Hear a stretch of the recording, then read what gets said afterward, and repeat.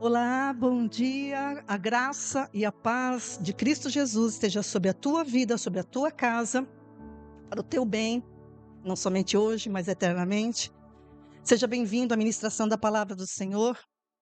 Hoje eu trago uma mensagem que o Senhor colocou no meu coração e eu tenho certeza que vai falar com você, porque o Senhor já testificou nesta manhã comigo, como eu compartilhei com a igreja. O tema da mensagem de hoje é: não confunda fé com presunção. Não confunda fé com presunção. E eu quero convidar você a abrir a sua Bíblia no livro de Deuteronômio, Antigo Testamento, capítulo 1, versículo 43. Deuteronômio 1, 43. A palavra do Senhor diz assim: Isso lhes falei, mas vocês não quiseram escutar. Pelo contrário, foram rebeldes às ordens do Senhor e presunçosos foram na direção das montanhas. Eu vou repetir. Isso lhes falei. É Moisés falando aqui, né? Isso, falando com o povo. Isso lhes falei, mas vocês não quiseram escutar. Pelo contrário, foram rebeldes às ordens do Senhor e presunçosos foram na direção das montanhas. Nesse versículo 40, algumas versões falam assim, soberbeceram, né? Mas a palavra que eu gosto é presunção, porque é isso que eles agiram. Também a soberba cabe, mas a presunção que eu quero usar. Deixa a sua Bíblia aberta aí, porque a gente vai ver o contexto, para a gente entender, né, toda essa mensagem. Essa declaração, como eu disse, é uma declaração de Moisés, né, a uma geração de israelitas que saíram, que foram tirados por Deus de uma escravidão no Egito, uma escravidão que não foi foi de 4 séculos, 400 anos de escravidão. Foram tirados pela mão forte, porque Israel é um povo criado por Deus com um propósito, com um objetivo, que a gente já sabe, já estudou, né? Então esse povo saiu do Egito. Deus tirou eles do Egito para levá-los para a terra que Deus tinha prometido para Abraão, chamado Terra Prometida. Deuteronômio é o 5º livro do que a gente chama de Pentateuco da Bíblia, que é os 5 primeiros livros da Bíblia que foram escritos por Moisés, né? É atribuída a autoria desses livros a Moisés. Deuteronômio, só para você, né, pegar tudo, né, que Deus quer que você entenda, que Deuteronômio significa segunda lei. Deutero, segunda. Nomos, lei. Isso no grego, né? No grego. Então, Deuteronômio, Moisés estava apresentando novamente a lei que ele tinha dado já, que Deus tinha dado através dele anteriormente. Ele faz uma revisão de tudo, né? E é uma espécie, esse livro de Deuteronômio é uma espécie de, onde ele destaca os melhores e os piores momentos do povo durante essa jornada do deserto, né? Ele faz um apurado ali, uma avaliação, a palavra correta é, ele faz uma avaliação. No livro de Deuteronômio, você vai ver que ele repete coisas, ele vai repetir alguns trechos da lei, ele vai repetir, ele vai fazer uma avaliação do que aconteceu com o povo, né? E é interessante a gente notar isso. E o que ele vai falar aqui em Deuteronômio 1, está registrado a história mais completinha, se você quiser acompanhar depois, você vai em Números, capítulo 13 e capítulo 14. Eu vou pegar o Deuteronômio 1 porque ele compacta. Aqui eu vou partir de Deuteronômio 1, a gente vai até citar textos de Números 13 e 14, mas aqui ele vai fazer uma avaliação de tudo que aconteceu no deserto 40 anos depois do que aconteceu, tá? Então, para a gente não ler todos os capítulos lá de Números 13 e 14, a gente vai ficar só com esse Deuteronômio 1, tá? E é importante, antes de eu entrar no contexto, eu quero frisar para vocês o seguinte, que toda vez que a gente pega um texto do Antigo Testamento, que é o povo da aliança, né? O Antigo Testamento mostra a história do povo da aliança, que Deus escolheu para trazer o Messias, para trazer Jesus ao mundo. E toda vez que a gente pega uma lição, uma narrativa do povo do Antigo Testamento, a gente precisa ter em mente aquilo que está na Bíblia escrito. Por que a gente estuda? Nem a gente vai estudar hoje Deuteronômio 1. Porque a Bíblia diz que tudo quanto está escrito para nosso ensino está escrito. Romanos 15, versículo 4. Tudo o que está escrito para o nosso ensino está escrito. Então, presta atenção. Não quer ficar num deserto 40 anos? Entende o que eu estou falando? Não quer ficar no deserto 40 anos? Aprende. Aprende. Ouve. Põe em prática. Para o teu bem.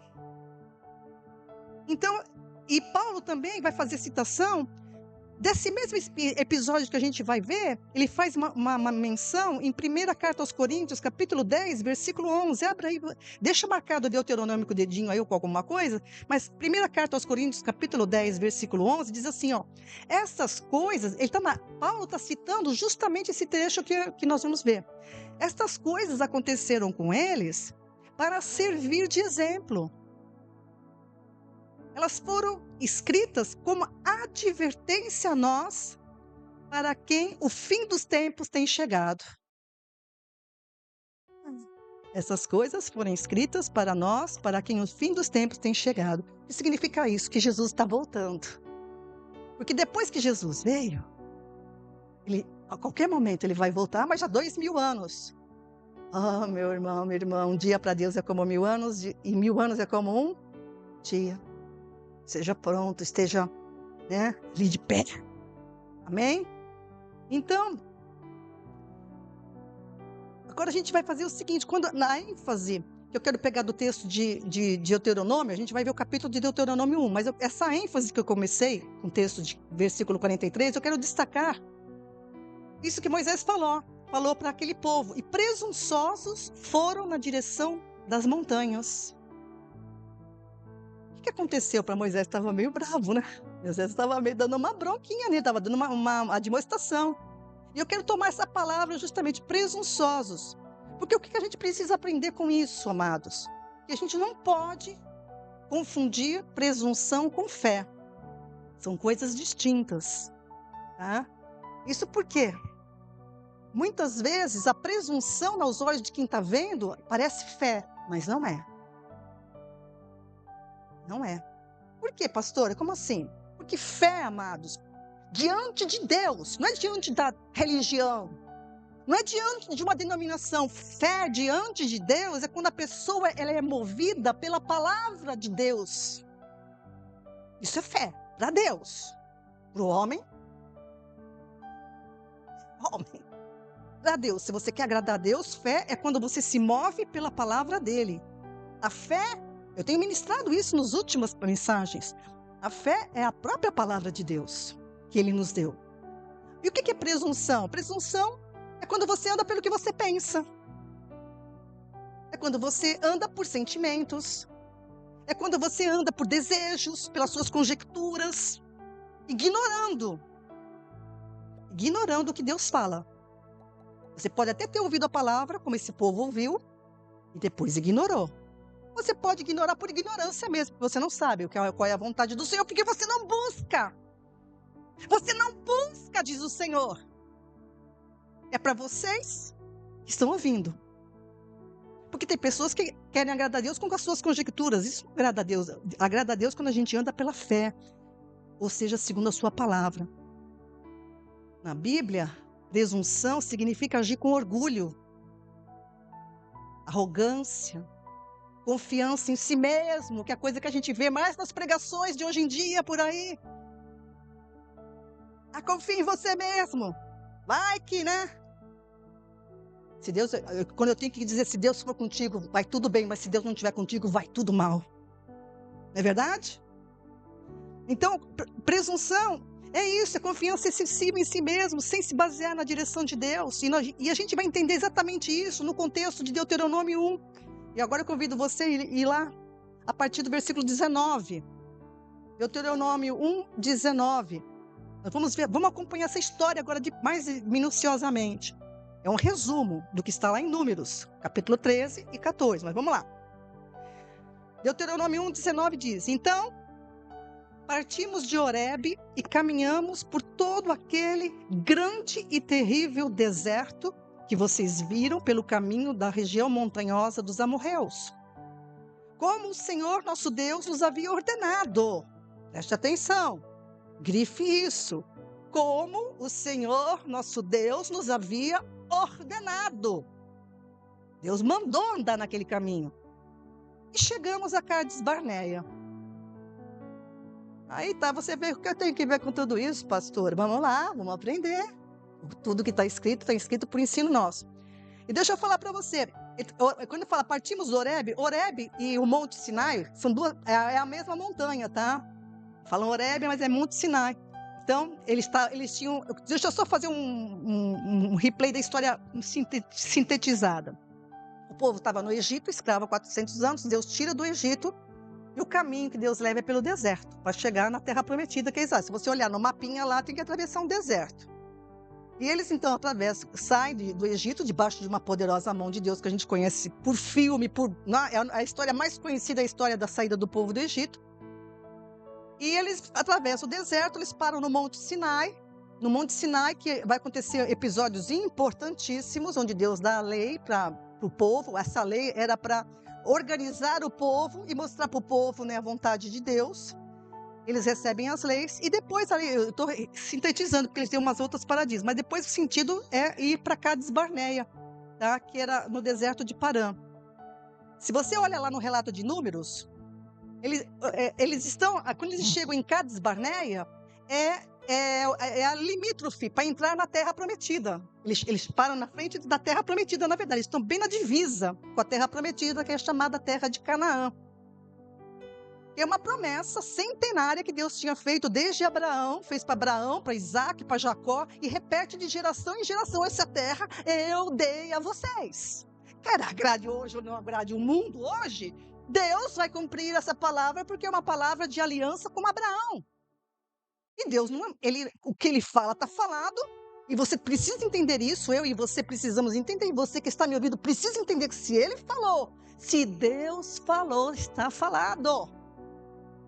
Porque ele fez uma aliança com Abraão, prometeu aquela terra, e essa promessa vai vingar-se no milênio eternamente. Tá? Então, eles estavam ali diante de uma promessa que estava prestes a se concretizar. Presta atenção. Moisés estava ali relembrando esse momento. É óbvio que quando a gente fala assim, poxa, atravessar um deserto, você imagina, gente, você já viu um deserto numa filmagem? Fácil atravessar um deserto, né, gente? Convenhamos, não é nada fácil. Mas eles estavam debaixo do quê? Quando a gente está debaixo de uma presunção humana, a gente é incrédulo. Nossa, a gente não suporta, né? Hoje, para ir para uma igreja, a gente estava conversando com a Aninha no começo aqui, que a gente olha a história do povo antigamente, dos apóstolos, por exemplo, a gente fala, eles percorreram um caminho aqui até ali para ir congregar com o povo, né? Para estar com o povo. Não era 2 quilômetros, era 15, 20, 30 quilômetros a pé. Hoje tem moto, tem carro. E as pessoas criam tantas dificuldades, né? Para estar junto. E vai percorrer o quê? Muitas vezes, se você anda Birigui, você não anda mais que 10 quilômetros. Né? Andando, né? Tá? Então, aquele povo, amados, ele viveu...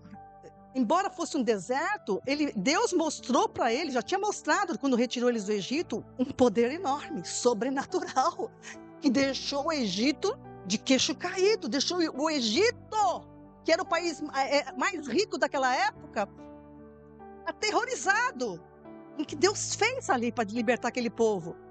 E eles viveram experiência após experiência sobrenatural de Deus. Mesmo atravessando um deserto. Eles estavam debaixo de uma palavra. E depois disso tudo acontecer, a coisa mais impressionante que eu cito, porque era maravilhoso, era um deserto, e deserto é calor. O que Deus fez? Durante o dia colocava sobre o povo, que não era pouco, a gente é um povo grande. Durante o dia Deus colocava uma nuvem sobre eles, que mostrava a presença dele protegendo eles do calor do sol. E deserto, de dia chega a 40 graus, pode chegar até 50. E à noite cai a temperatura lá para baixo, o frio. O que Deus fazia à noite? Uma nuvem, uma coluna de fogo se colocava atrás deles para esquentá-los. Todos os dias que eles atravessaram o deserto, até entrar na terra, todos os dias, uma coluna de nuvem durante o dia e uma coluna de fogo à noite. Êxodo, capítulo 3, versículo 22, depois você lê lá. Então, eles eram... E alimentação. Alimentados de milagres diariamente. O pão nosso de cada dia que Jesus orou era dado todos os dias para ele. Não falhava. O nosso de cada dia dá-nos hoje. E Deus dava. Aí chegou o momento da promessa.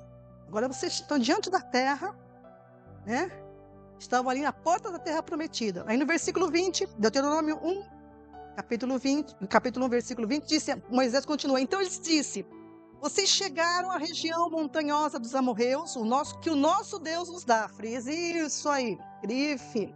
Nosso Deus nos dá. Não era Moisés que estava dando, gente. Moisés podia ser um líder, que Deus escolheu também. Mas eles estavam andando debaixo de uma direção e de um apontamento de Deus. Essa é a terra que o Senhor Deus dá para nós. Versículo 21. Eis que o Senhor, seu Deus, colocou essa terra diante de vocês.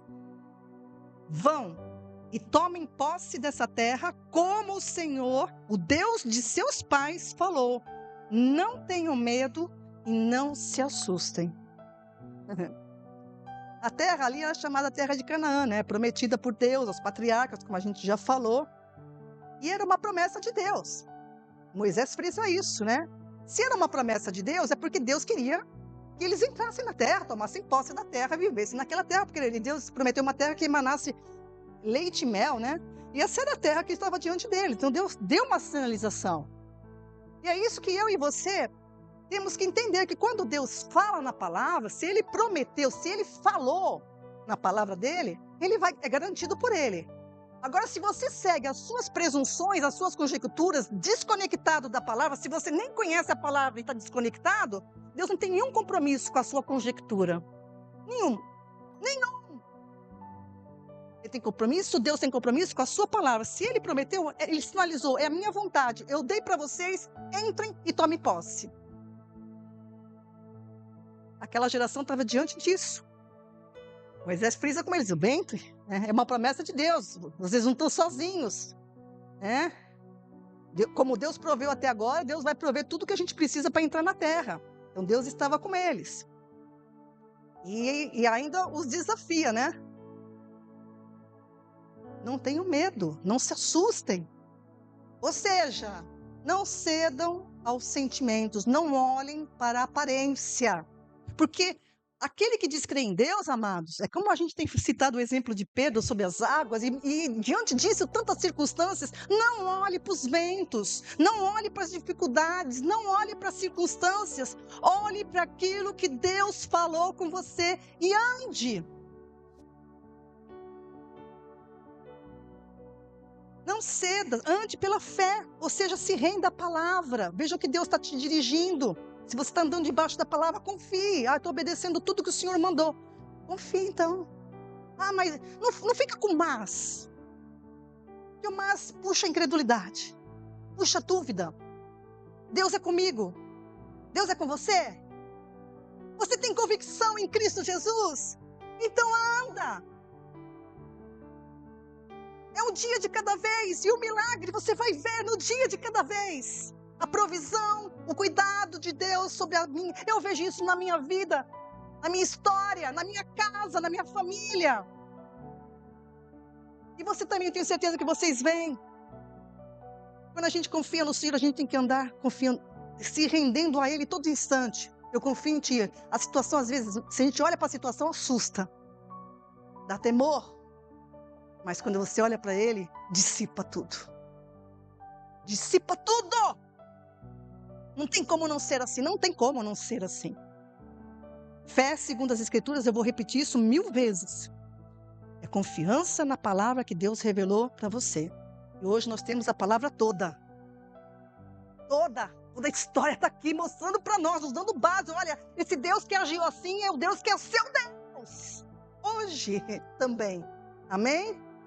Então a fé verdadeira, ela se firma naquilo que Deus disse, não no que o homem imagina, ou sente, sabe? Não.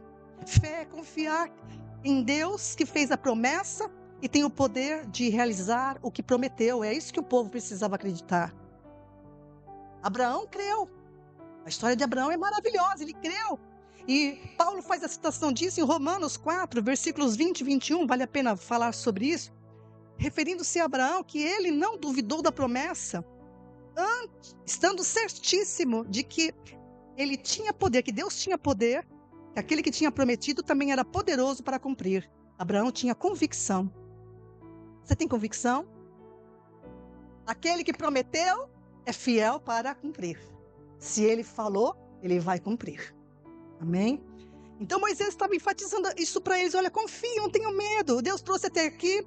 Tomem posse agora da promessa. Entre na terra e toma posse. E confiar em Deus, amados, não é da boca para fora. Confiar em Deus é obedecer. Confiar em Deus é obedecer. É cumprir a sua palavra. É descansar nele. É entregar-se a ele realmente. Isso é tão verdadeiro para nós hoje também, que a gente está olhando para o povo de Israel, mas eu quero trazer para nós hoje como cristãos. A mesmo princípio, a mesma verdade vale para nós hoje que temos a vida, que somos cristãos, que cremos em Cristo, que dizemos, eu confio no Senhor.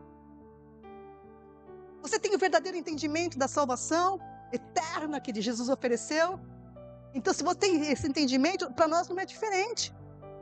Paulo ele vai falar para Timóteo, em 1 Timóteo, capítulo 6, versículo 12, ele diz assim, o versículo é maior, mas eu vou chamar atenção para isso. Paulo está dizendo para Timóteo, discípulo dele, toma posse da vida eterna. Vou ter que ver, né, porque é melhor. Timóteo 6,12, combate o bom combate da fé, disse para Timóteo isso, combate o bom combate da fé, toma posse da vida eterna, para a qual também foste chamado, tendo já feito boa confissão diante de muitas testemunhas. Então, combate. Toma posse. Deus nos deu grande salvação, mas você e eu precisamos o quê? Tomar posse. Como, pastor, tomar posse da vida eterna? Sendo obediente até o fim. Sendo obediente até o fim, toma posse. Isso fala de entendimento. Por isso que eu falo que Deus não quer pessoas que não têm entendimento. Você precisa seguir a Deus com entendimento. Como é que é entendimento? Pela palavra dele, estudando a palavra, entendendo, participando do corpo, participando dos estudos, crescendo na graça e no conhecimento. Não basta dizer que crê, porque até o diabo crê, mas quem obedece é outra coisa. Então, como é que eu tomo posse da vida eterna, guardando a palavra, confiando. Deus falou que Ele está comigo todos os dias até o fim, né? Ele falou para nós como cristãos hoje, eu estou com você todos os dias até a consumação dos séculos, né? Nada falta para aqueles que me temem. Então, confiar na provisão do bom pastor, que tá guiando, isso até o fim. Isso é para nós hoje. Aquele povo lá, Moisés continua, voltando para Deuteronômio 1, versículo 22 agora. Então, todos vocês se aproximaram de mim e disseram, ele está falando com o povo, vamos mandar alguns homens adiante de nós para que espiem a terra e nos digam por que caminho devemos seguir e as cidades que devemos ir. Isso me pareceu uma boa ideia, de maneira que eu escolhi do meio de vocês 12 homens, um de cada tribo. Eles saíram, foram à região montanhosa e, espiando a terra, foram até o vale de Escol. Tomaram do fruto da terra nas mãos e o trouxeram até nós e nos informaram dizendo, é boa essa terra que o Senhor nosso Deus nos dá.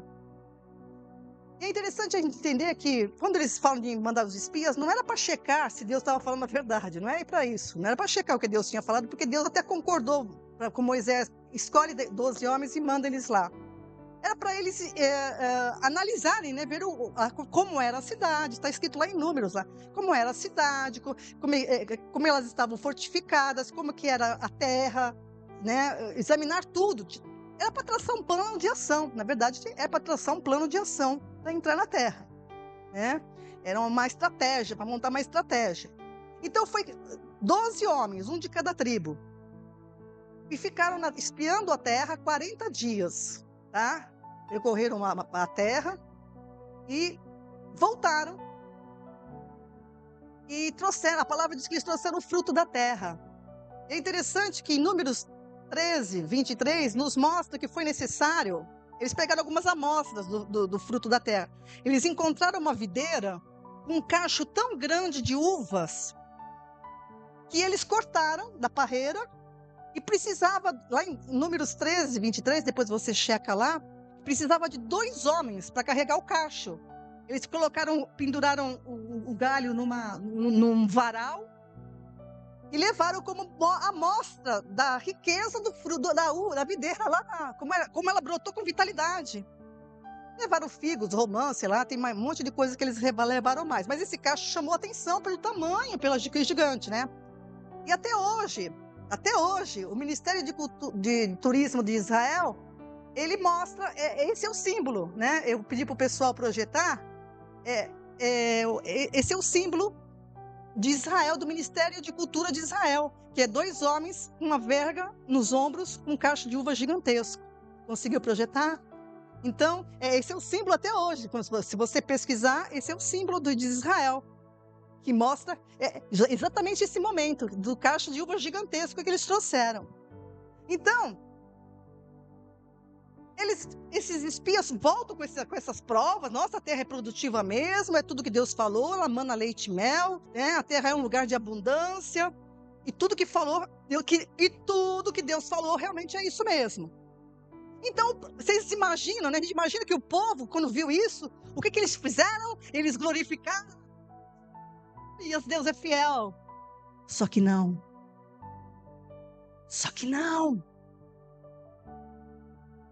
O povo trazendo a amostra da terra. Falando, olha, tudo que Deus falou da terra realmente é boa. Deus falou, é verdadeiro mesmo. Olha só, eles afirmaram, mas se contrariaram logo em seguida. Como é que você vê os fatos que acontecem na tua vida? Como você vê? Eu vi uma frase, mais ou menos assim, não me lembro direito ela, mas ela é mais ou menos assim. A vista da janela, todo mundo pode ver a mesma vista, mas ela não é a mesma para todos que vêm. Né? Você pode estar diante de uma janela, olhando uma paisagem, a pessoa vai olhar, nossa, quanta pedra no caminho, né? Quanta coisa, nossa, que rio torto é esse? Né? Só olha os defeitos, só olha os, né? Ai, essa árvore faz uma sujeira. Mas tem pessoas que falam assim, olha que paisagem linda, olha quanta riqueza que tem aqui nessa paisagem. Tudo depende de como você vê. Porque quem está focado em si mesmo, quem está focado nas coisas humanas, não olha para o que Deus faz. A bondade dele, a graça dele, a provisão dele, o amor dele. Não olha. Olha para as dificuldades. Moisés então relata o desfecho, aí resumidamente, aí, no versículo 26 em diante. Porém, vocês não quiseram ir, mas foram rebeldes à ordem do Senhor seu Deus. Meu Deus! A gente fala assim, a gente fala para ele, meu Deus, mas e você? E eu? Hã?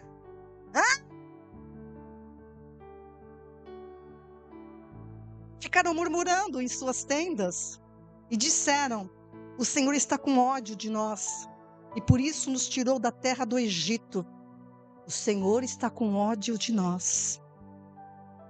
Presta atenção. E por isso nos tirou da terra do Egito para nos entregar nas mãos dos amorreus e nos destruir. Eu poderia ficar nesse versículo só hoje. Como é que você vê Deus, hein? E eles tinham visto tanto cuidado de Deus. Olha ainda como eles estavam falando. Olha como isso eles falaram por várias vezes durante o deserto. Olha como não saiu a incredulidade do coração deles. O Senhor está com ódio de nós. Se você olhar lá no contexto, né, os espias tinham dado o relatório que ele vai falar agora no versículo 28. Né? Então, mas deixa eu ler o 27 todo. Ficaram murmurando em suas tendas e disseram, o Senhor está com ódio de nós e por isso nos tirou da terra do Egito para nos entregar nas mãos dos amorreus e nos destruir. Olha o coração deles. Versículo 28. Para onde iremos? Nossos irmãos nos deixaram com medo. Então aqui ele já está resumindo o que os espias disseram depois de mostrar o fruto. Olha, o fruto é maravilhoso, a terra realmente é boa, mas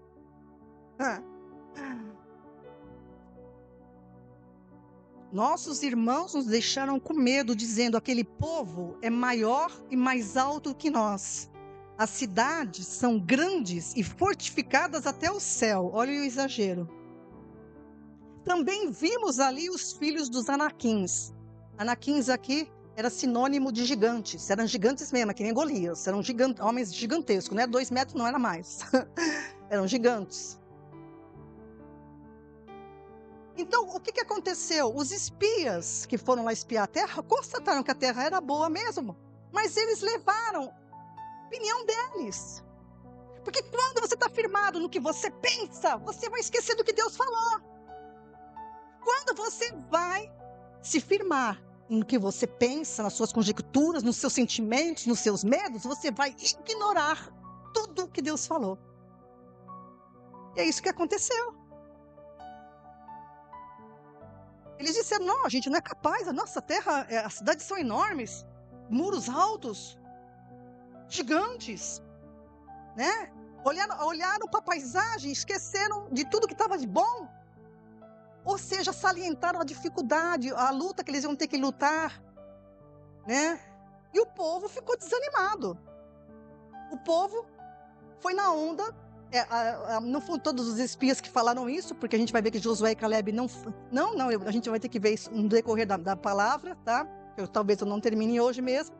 Mas o povo ficou desanimado. Por quê? Porque eles estavam olhando para a capacidade deles, não para o poder de Deus. Amado, se eu olhasse para a minha capacidade, eu não estaria hoje aqui pregando e substituindo meu esposo que faleceu. Eu não estaria. E você fica olhando para as dificuldades, você não faz o que Deus falou. E olha, quando a gente não faz o que Deus falou, se prepare, porque tem deserto mesmo. E não é brincadeira esse deserto, não. Normalmente é morte. Porque para os desobedientes só resta uma coisa: juízo.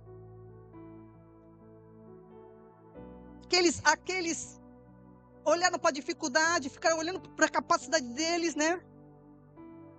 E quando a gente olha para a nossa capacidade, amados, para o meu potencial, eu não consigo, não tenho força para isso. Ah, meu filho, você está perdido. Você vai falar besteira, você vai abrir a tua boca para depor contra Deus, como eles fizeram, né?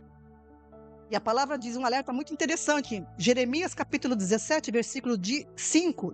Jeremias 17, 5 diz assim: maldito o homem que confia no homem. Esse versículo, que é muito citado, não está falando da minha confiança com o meu próximo. Porque a base da relação humana é a confiança. Você que analise, né? Mas esse versículo, maldito o homem que confia no homem, está falando do homem que confia em si mesmo. Que confia na sua capacidade, no seu poder, né? Maldito o homem que confia no homem, faz da carne o seu braço e aparta o seu coração de Deus, do Senhor. Então esse versículo nos alerta, amados, para que a nossa confiança esteja sempre no Senhor, e não nas nossas próprias forças e na nossa própria capacidade. Porque isso vai nos levar a agir contra Deus. Quando a gente confia em Deus, a gente é crédulo. Mas quando a gente começa a confiar nas nossas intuições, a gente cai para a incredulidade. Isso é algo muito sério, porque a incredulidade, ela questiona o caráter de Deus, questiona a fidelidade da palavra dele e se rebela contra a vontade dele. Às vezes a gente pensa que a incredulidade está só no coração de quem nunca viu o sobrenatural de Deus. Não, esse povo viu o sobrenatural de Deus e ainda permanecia incrédulo. Por isso que eu te falo, eu costumo dizer isso, que milagre não salva ninguém, não. Milagre pode fazer você buscar esse Deus, conhecê-lo de verdade, não de aparência. Mas o milagre não salva ninguém, porque esse povo, se tem uma geração na história da humanidade que viu o sobrenatural de Deus mais do que todo mundo, foi essa geração. No entanto, foi ela que cedeu à incredulidade. Embora eles fossem descendentes, falaram: nós somos filhos de Abraão, eles não tiveram a mesma fé de Abraão. Eles não seguiram os passos da fé do patriarca. Sempre murmuraram.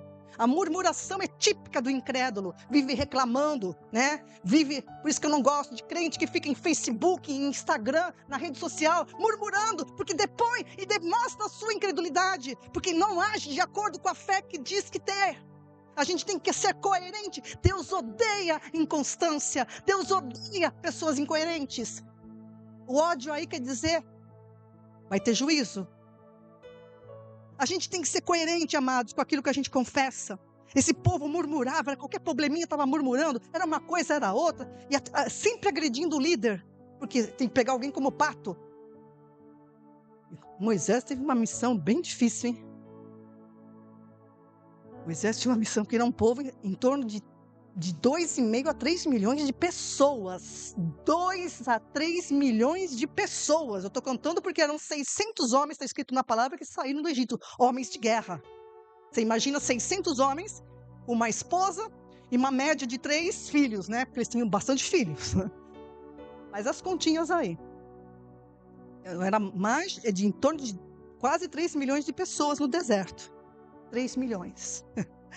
Imagina esse povo murmurando, né?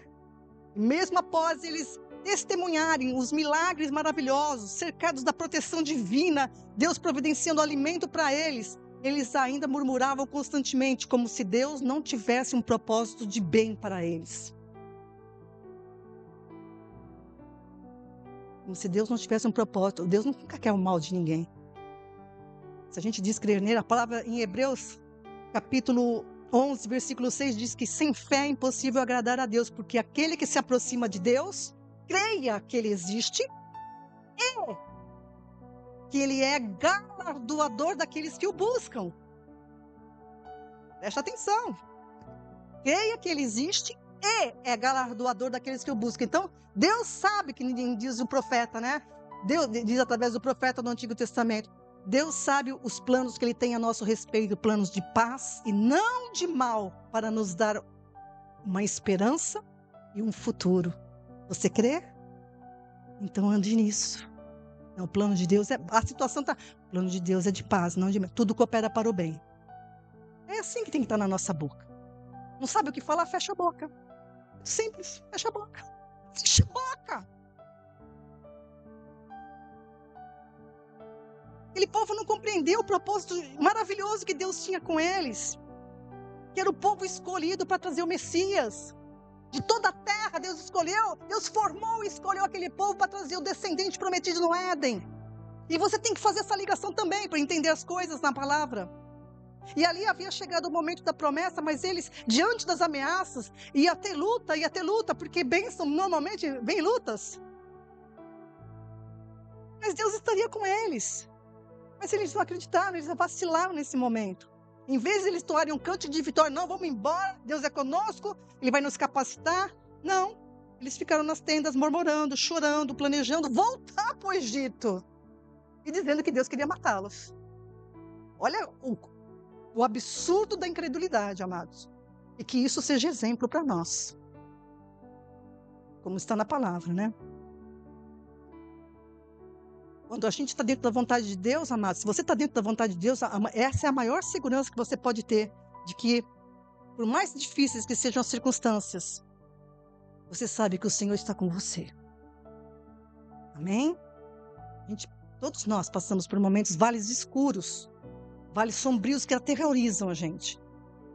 Mas quando a gente anda na palavra do Senhor, sob a palavra do Senhor, você não olha para o vento. Você segue firme e constante. Amém? A vontade de Deus, amado, jamais vai nos conduzir a um lugar onde a graça dele não tem acesso. Onde a graça dele não possa prover aquilo que a gente necessita e o poder dele agindo para nos proteger. Se você confia, a graça dele vai estar sempre ali para te provisionando. Por isso que Deus, o Senhor disse para Paulo, né? A minha graça te basta. A minha graça te basta. Se você está obedecendo ao Senhor, meu querido, olhe para o Senhor, não olhe para as circunstâncias.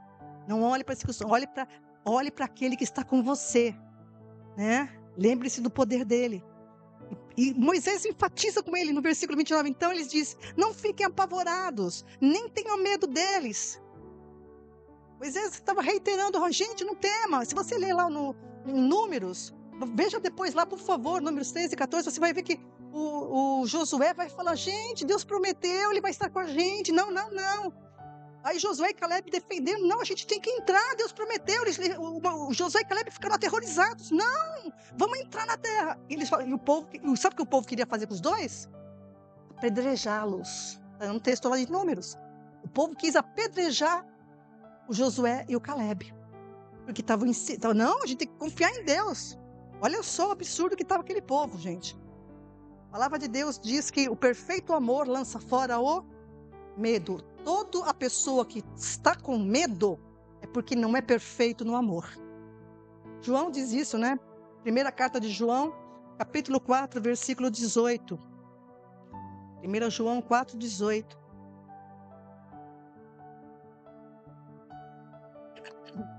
No amor, não há medo. O amor aqui, eu tenho que enfatizar isso como pastora, não é sentimento, tá? Eu não tenho sentimento por Deus, eu tenho obediência. Mas Deus não tem amor por mim? Deus tem amor por mim. Qual é o amor de Deus? A palavra dele. Está tudo interligado na Bíblia. O amor de Deus por mim, por você, não é sentimental. O amor de Deus é a palavra que ele deu para nos guiar na vontade dele. Mostrar qual era a vontade dele e te guiar. Esse é o amor de Deus. E qual é o meu amor por ele? Obedecê-lo. Eu demonstro o meu amor por Deus ouvindo o que ele fala e obedecendo. Então João diz, no amor não há medo. Antes, o perfeito amor, ou seja, a perfeita obediência, lança fora o medo, porque o medo produz tormento. Ora, aquele que teme não é aperfeiçoado em amor. Ou seja, não é aperfeiçoado em amor é igual ao quê? Não é um obediente perfeito. Com incredulidade. Fala com a boca, mas o coração está longe. O amor como obediência, amados, não tem espaço para medo. O medo só vem à tona porque a pessoa verdadeiramente não confia em Deus. Aí aparece o medo. Aí aparece a incredulidade nas provas. A obediência, escreva isso. A obediência é a expressão máxima de confiança em Deus. Obedecer a palavra. Qualquer direção que o homem venha a tomar com base nos seus próprios pensamentos, sentimentos ou intuições, sem se apoiar na revelação divina, não é fé, é presunção. E a presunção sempre conduz à rebelião. Aquele povo estava seguindo, os 10 líderes estavam seguindo a sua intuição. O seu pensamento, as suas conclusões humanas.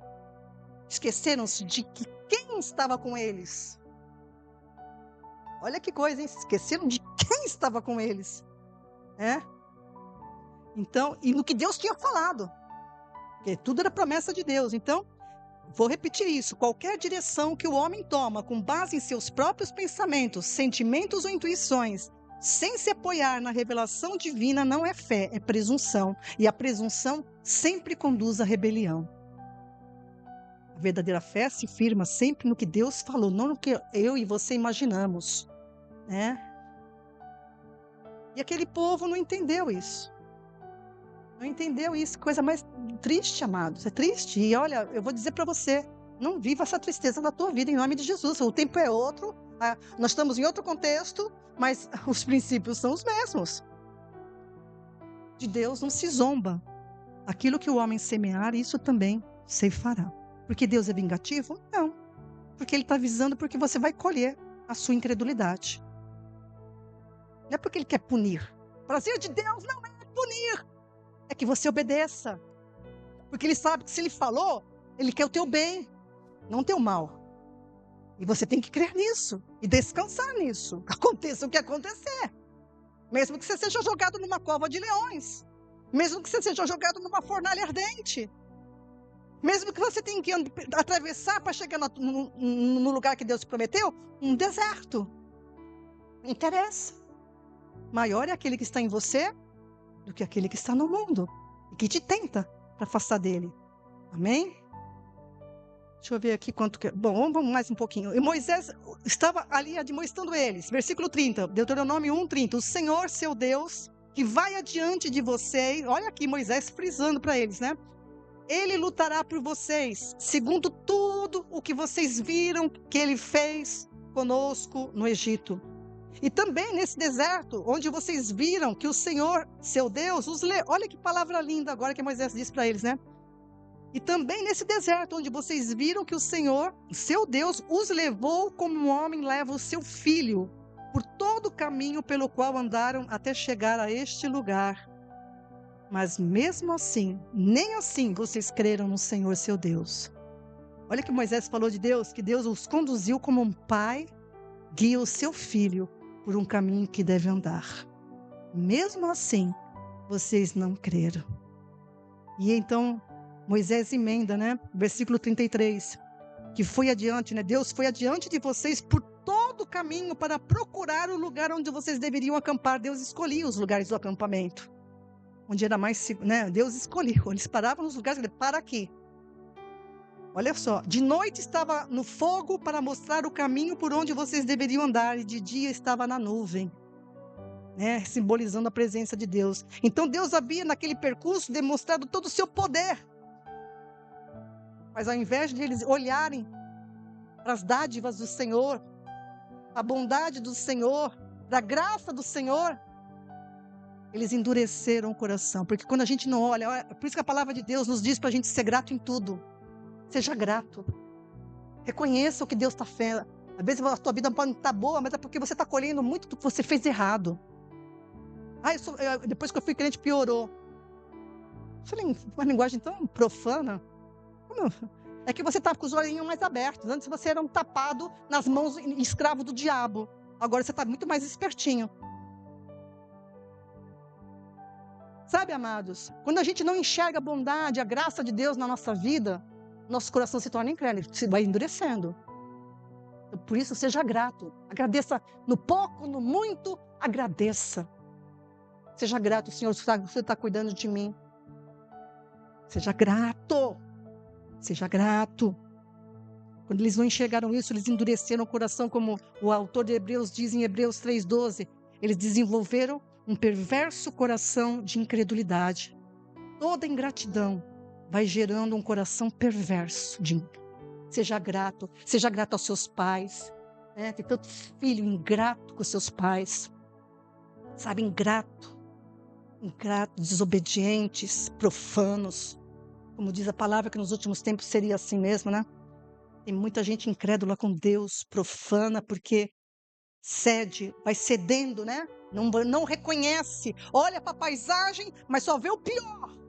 Não vê que a graça de Deus está ali, que Deus vai estar junto, vai ajudar você, vai andar com você, que maior é aquele que está em você. A menos que recebamos a palavra de Deus em nosso coração, dando graças a Ele por suas bênçãos, a gente se torna, se a gente não receber essa palavra com gratidão, dando graças, a gente se torna orgulhosos e egoístas, e deixamos de dar o devido valor às bênçãos de Deus. Isso nos leva a um coração perverso de incredulidade. E a incredulidade, amados, nos faz rebelar contra Deus. E aos rebeldes só resta o julgamento, né? O Salmo 68, na parte final, diz assim: os rebeldes habitam em terra seca. Está difícil? Se você não ouvir isso, essa ministração direitinho e pôr ela em prática, vai continuar a terra seca. Os rebeldes habitam em terra seca. Gálatas capítulo 6, versículo 7, que eu já citei agora e repito: não se enganem, de Deus não se zomba, porque aquilo que o homem semear, isso também ceifará. Então, naquele momento, amados, aquele povo estava ali na beira da promessa, com tanta demonstração de Deus, pela palavra, pelo poder, pela presença dele, e aquele povo titubeou. E na semana que vem, a gente continua no restante dessa palavra. Eu vou fazer a segunda parte. Não confunda a fé com presunção. Se você diz crer em Deus, creia em Deus sobre a palavra dele, porque é isso que agrada a ele. E é isso que atrai o sobrenatural de Deus sobre a tua vida. Creia nisso e você verá a glória do Senhor. Amém.